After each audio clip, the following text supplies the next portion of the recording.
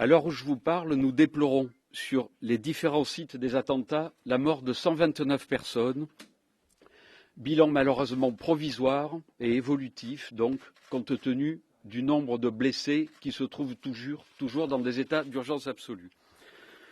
Outre ces décès, le bilan des personnes blessées s'établit à l'instant comme suit: 352 personnes blessées, dont au moins 99 en état d'urgence absolue. 7 terroristes sont morts au cours de leur action criminelle.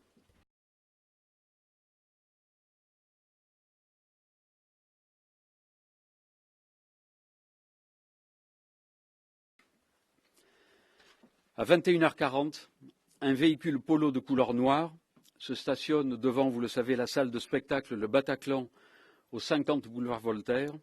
3 individus porteurs d'armes de guerre en sortent. Ils vont faire irruption dans la salle et tirer en rafale en plein concert pour ensuite prendre en otage le public qui, semble-t-il, a été regroupé devant la fosse, devant l'orchestre, ce qui explique que ce soit là que l'on trouve le plus de victimes.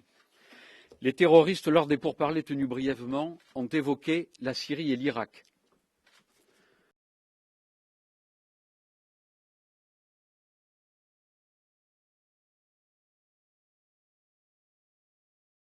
À ce stade, un terroriste, auteur de la prise d'otage au Bataclan, a été formellement identifié après relevé de ses empreintes papillaires. C'est le doigt sectionné donc, que l'on a retrouvé. Il s'agit d'un individu né le 21 novembre 1985 à Courcouronnes, dans l'Essonne, connu de la justice pour des délits de droit commun, puisque son casier judiciaire porte mention de 8 condamnations entre 2004 et 2010 pour des infractions de droit commun. Il s'agit d'un individu qui n'avait jamais été incarcéré et qui a fait l'objet en 2010 d'une fiche S pour radicalisation, mais qui n'a par contre jamais été impliqué dans un dossier de filière ou d'association de malfaiteurs terroristes.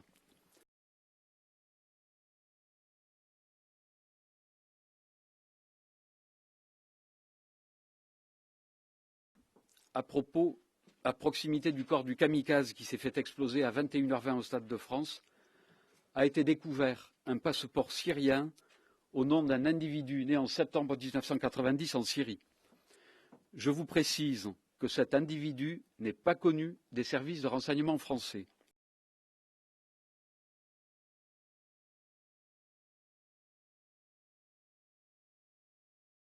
Il apparaît que les 7 terroristes ont tous fait usage d'armes de guerre de type Kalachnikov.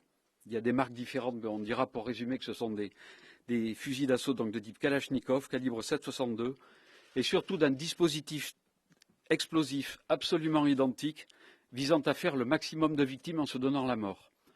On retrouve en effet sur chacun des terroristes, sur chacun d'eux, un gilet d'explosifs portant du TATP, donc qui est un explosif, je vous le rappelle, primaire, très volatile, constitué de peroxyde d'azote, et un dispositif constitué de piles, les mêmes détonateurs, sous forme de boutons poussoirs, et pour les kamikazes du Stade de France, des boulons.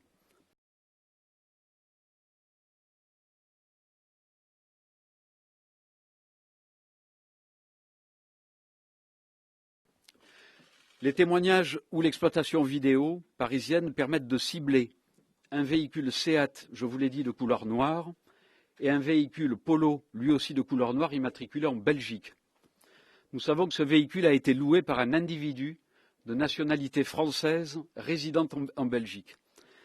Cet individu a fait ce matin l'objet d'un contrôle routier à la frontière belge, ce matin même, à bord d'un autre véhicule, qui n'était donc ni le véhicule Seat ni la Polo, mais un troisième véhicule, dans lequel se trouvaient également 2 autres personnes, elles aussi résidant dans la région de Bruxelles.